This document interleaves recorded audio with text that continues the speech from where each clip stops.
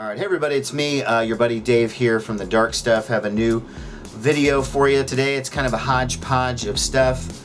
Hope your Friday's going well, or your Saturday, or your Sunday, or whatever day you're watching it. It's Friday for me, so it's great. It's actually about 10 minutes to 5. And decided to start celebrating early. Now, most of you guys know I don't really celebrate with too much more than just coffee, so I'm staying up late tonight, I guess. I just have a bunch of stuff. I went to a record show recently. I was only able to stay for about an hour, a little bit over an hour, so I barely got time to look. I only picked up 3 records, unfortunately. I got a couple of things recently through Amazon, and a couple of local pickups, and then a couple of radio stuff, radio CDs that I wanted to talk about. I want to start off the show with a little bit of an addendum to my last video where I talked a lot about Kristin Control and her sort of transitioning from the band Dum Dum Girls into this new group, Kristin Control. And first off, Kristin did an ID for my radio show, so I'm going to play that right now. Hey, this is Kristin from Kristin Control, and you're listening to New Day Rising on 89.7 The River. Okay, and that's pretty cool. And then while I was doing, post-production on the video and looking for artwork to put in the video when I put up pictures and stuff, I realized that there was a Dum Dum Girls record that I didn't have. I thought I had all their records. I have all their full lengths, their EPs, some singles, but I didn't have this. This is their first EP, self-titled, on the Captured Tracks label. This says third pressing specifically, so it's not like it's some new one, but Amazon said they only had 3 left, so I picked it up. And it's got 4 songs on it. It's very garagey, it's home demos and stuff, so I would say if you're, like I said, as an addendum to that last video, if you should really check out the Dum Dum Girls. And you can start at the end and go backwards if you want to, because Too True, their final album, was pretty much perfection as far as, and maybe that's why she decided to retire, because she'll never do better than that as a Dum Dum Girls. I don't know. Again, I'm warming up to Kristin Control. I'm still not there as much with the Dum Dum Girls as I was with the Dum Dum Girls, but, you know, it's early yet. It's getting better. It's getting better. I already have Kristin as my background on my my screen here that I'm looking at. Of course, that has nothing to do with her music. Anyways, I stated there was an Omaha record show here not too long ago, again at the Firefighters Union Hall, that they always have them here. This time I did know more in advance. I saw it because Almost Music, a record store here, had it on their Facebook page, so fortunately I saw that. I sign up for the fucking email list every time I go to these things, and I've never once gotten an email from that. You know, most of the time it's like, you don't want to be spammed with emails or get noted. You know, you don't want it. You have to give out your email. I've specifically given these people my email 3, 4, 5 times.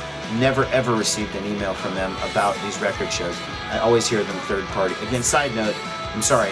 Whenever that subject comes up, I feel like going off on a tangent.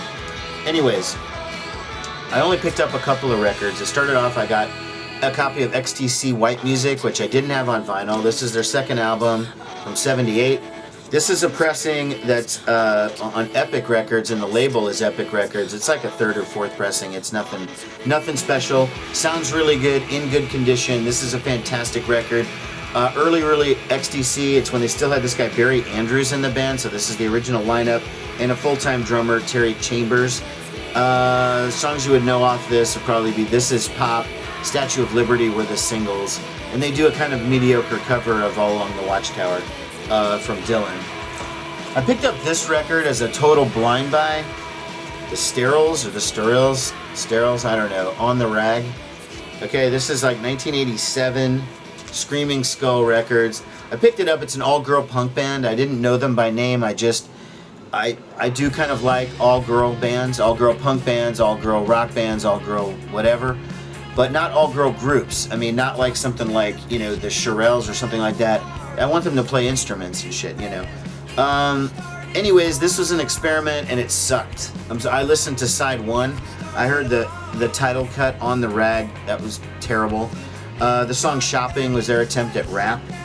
And again, for a punk band in 1987 to rap, I guess that's somewhat cutting edge, but it was fucking awful. And then You're So Glam It Hurts was the 3rd song on side 1. It wasn't as bad. Basically, I'm going to chalk this one up to a $7 wasted. Maybe these girls were in another band later or something, and that's why it was $7. But I don't know. I'm chalking it up to mistake. I've done some blind buys on girl groups that I like much better. And then lastly, I got this UFO, Strangers in the Night, classic live album from 1979. My second UFO album, last one I picked up at a record show as well. This was in decent condition. I played side one, a little bit of skipping and shit on the first song, Natural Thing, but then it starts playing pretty well. This is another one of those classic 70s hard rock live albums where you can tell it was heavily tampered with in the studio. There's like not a bum note played on this thing. The vocals are just perfect. Everything's perfect. The silver shoes you're wearing, every theater that you've ever stayed.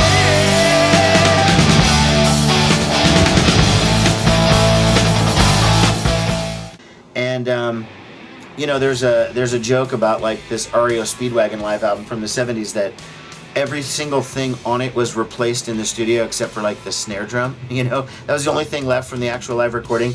This could be like that too, but solid stuff. The cover is dumb, but beyond that, good record. I'm happy I got it, you know, classic. I talked last time about how my Ace Frehley thing was on back order, and so I went ahead, I finally got my order fulfilled at Amazon, so there it is. I got the new Ace Origins Volume 1. Okay, you guys know, massive Kiss fan. I want to say this, I could have got this last time. There was no sticker on the hype sticker that says download card included. Reference my last video, I didn't buy the Ace in the store because I wanted to get the digital download, so that's why I waited for Amazon. And it turns out I haven't even gotten one from Amazon, but anyways, they give out their own little card, and they actually, it's like a little, feels like a little laminated card with the artwork from the album. It's nice. Most of the time it just gives you a little piece of paper. Anyways, I've been pretty happy with Ace's last couple of solo records. I gotta say, this one, not so much, okay? There's one cool thing, and that's because they do the song Fire and Water, which is, I guess, a song by Free, Paul Rodgers, pre-Bad Company, because it's the reunion of Ace Frehley and Paul Stanley.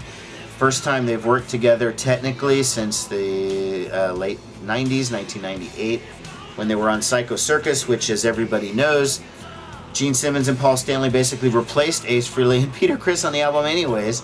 They all four of them only appear on one track. Again, side note, going off on a tangent. Exciting because these two are working together, especially. I've read Paul Stanley's biography. He talks so much shit about Ace Frehley and Peter Criss. And the Peter Criss stuff I understand. The Ace stuff, he can at least back it up with his playing ability. I mean, he might have been a bundle to deal with and really, really difficult, and probably someone I wouldn't want to hang out with every day, maybe. But the fact of the matter is, he more than makes up for it with his playing. Peter, I don't know, not so much. Anyways, then I heard that they collaborated on a video, and that's their, they did appear together in the video, but Ace recorded the track independently, sent the track to Paul Stanley. Paul Stanley recorded the vocals at his place, sent an MP3 or whatever of the vocals, and then they just mixed it in. So it's not exactly collaborating in the kind of sense that I would have liked to have heard. Anyways, brings me to a quick side note. I have heard a rumor. I can't back this up online. I can't tell you where I heard it. All I will say is I think it's a pretty reliable source that Ace is actually going to come back and play with Kiss again. They are going to put him back in the makeup. They are going to ditch Tommy Thayer, at least temporarily, to do a tour after this current summer tour is over. Now, believe that or not, if you don't want to, rumors like this come and go all the time. I feel like it's from a pretty good source. That's all I'm saying. I'm not saying beyond that. And then I haven't heard that since. That was a few months ago when I heard that. That may have already been a possibility, and then it didn't. But the fact that these two are working together again, and it seemed to be a pretty positive experience, especially considering how difficult it was to get them to even stand next to each other at the Rock and Roll Hall of Fame just a couple years ago. Ace Frehley. Boston. How you doing, buddy? I'm great. Well, how long's it been? Too many years. Think we got it? We still got it. Let's do it. Let's rock it out. I'd say it might be a possibility. As far as the record goes, I'm not that happy with it, to tell you the truth. Just taking side D, for example. First of all, it's a covers album, and I'm okay. All sorts of people do covers albums. Ace does cover himself a little bit on this one, which is sort of weird. Covers Parasite, which is a Kiss song that he wrote. Cold Gin, another Kiss song that he wrote. Rock and Roll Hell, which is a Kiss song from Kiss covered it on Creatures of the Night, an album that Ace's face is on, though he actually doesn't play it. It was originally done by Bachman Turner Overdrive. I have no idea if Ace has ever even heard the Kiss record, despite the fact that he's on it, his face is on it. But I thought the production was kind of mediocre. I didn't like Ace's vocals on Cold Gin, even though he used to do it live sometimes with Kiss, at least on the Unmasked tour. And I've seen him live and he did it. I don't know, just too effecty. I wasn't impressed. I'd rather hear a studio album with a couple of covers. And it's disappointing because of the fact that Ace is kind of known for cover songs. I mean, his best known song ever, New York Groove, is a cover song. I mean, his second best known song, 2000 Man, also a cover done by the Stones. New York Groove done by Russ Ballard. So he's known for doing covers. He has good choice usually. These are like some okay choices, and I don't know. I don't think Ace's playing is up to snuff on it. It's too bad. Kind of disappointing, but whatever. It's Ace. Had to have it. Okay. So I went to the record store today because I did have a gift certificate because I won a music quiz again 3 times in a row. My team is pretty much perfect. We're going again next week. I picked up a couple of things. First off, this is a 2011 record store day record that was still sitting around. This is the split between Husker Du and Green Day. They take Husker Du's Don't Want to Know If You're Lonely, the original. They put a Green Day cover on the back doing the same song. The Husker Du song, perfect. Obviously, I've been listening to that forever. The Green Day cover, which says it was recorded in appeared in 2000, less so, okay? I like Green Day, but, and they're obviously inspired by Husker Du. Great choice that Green Day did because they did a Grant Hart song as opposed to a Bob Mould song. They're both great, but most people tend to go for the Bob Mould stuff. So thumbs up for that. The version, I don't know, wasn't that spectacular. And then I grabbed the a 180 gram reissue of Faith No More, The Real Thing. Here 'tis. Now I got it because I misread the label. Okay, I know that's going to sound really stupid. First of all, the gatefold is very nice. Okay, a couple of vintage pictures of them back in 1988. And then new liner notes. And then see this here with these pictures of all the singles, okay? I have all of those singles. There you go, see, there's my From Out of Nowhere 12-inch. There's my Falling to Pieces 12-inch. Okay, I've got, here's an Epic CD single, which has some live cuts on the back. Live at the Brixton Academy. Well, here's my original CD of The Real Thing. I point that out because I got this, and the first 2 records are the original album, and then the next song on side 3, the first song, is War Pigs. These guys, this is where they fooled me, okay? You fooled me. It says studio version. Well, it's always been a fucking studio version, okay? It's a studio version on here, okay?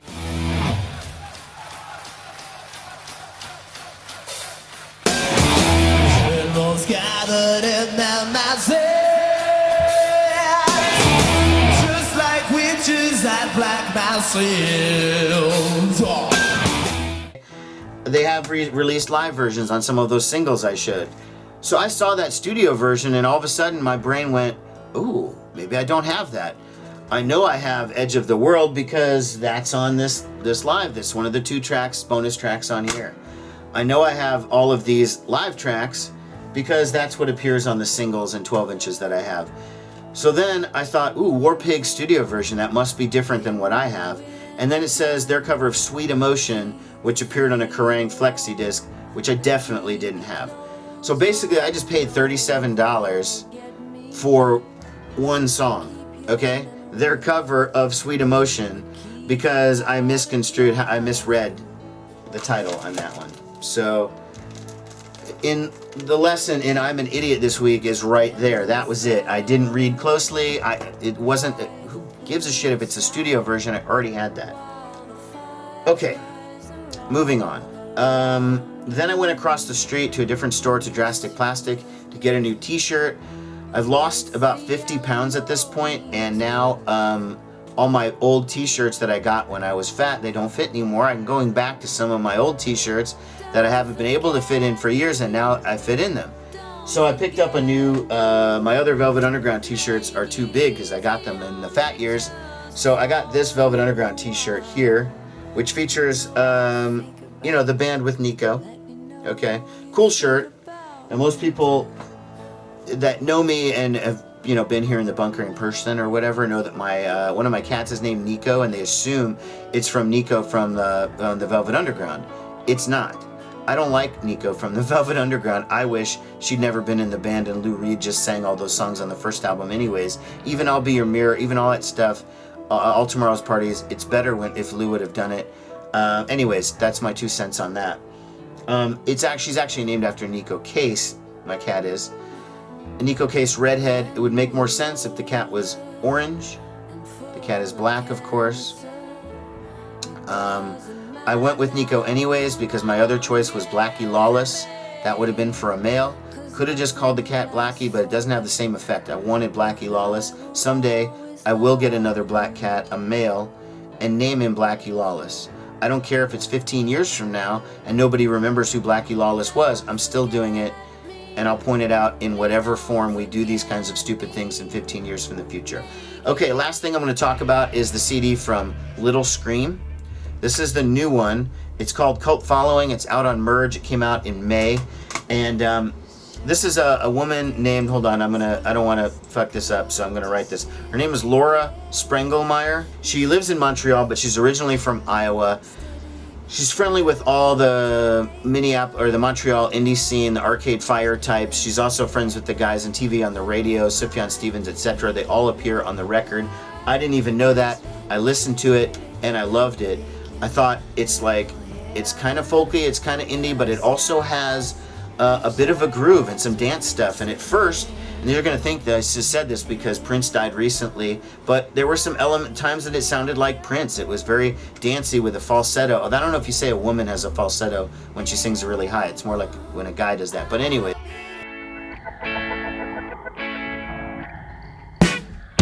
I was putting on my record when I saw myself again. I was thinking about how I felt when you fooled my heart again. When your life's not a shelter and you get caught in the rain. Really high, kind of dancey. Some of the songs are just sort of electro folk or whatever. But this record has been building on me over and over and over and over. And I was like, God, this band is good, or this woman's good. And when I went to file my CD away in one of my racks back there, little did I know, I already had a fucking Little Scream CD. This is called The Golden Record. Came out in 2011 on the Secretly Canadian label. I had this, didn't even remember. Either it didn't make an impression on me or I just kept it because Secretly Canadian's a cool label. I don't know. But now I have to revisit this because I didn't even know I had it, because I love this new one, although I've been reading reviews talking about how this one is more like folky and shit, and then this one has this more like, you know, electro sort of sound. And Love as a Weapon is it was the first single, and it's funny because there's similarity to that song Sex as a Weapon by Pat Benatar back in the 80s, and when I talked about it on the radio, and I was like, yeah, here's the single's called Love as a Weapon. It's not a Pat Benatar cover, and like only one person got that joke. They sent me something on Facebook, maybe because the song titles are not the same, but anyways, I am recommending this record. It's very good. I'm sure you can sample it on YouTube or what have you, because that's what you kids do these days. All right, that's pretty much it. I'm going to Cleveland next week to see the Rock and Roll Hall of Fame. I've never been there. I will take as many pictures as I can and some videos and some whatever. It's just a trip. Me and my brother are just going up for a couple days. Never been to Cleveland, never been to the Hall of Fame, but it's something I've wanted to do for a long time. So that will probably be the focus of my next video. Take care, everyone.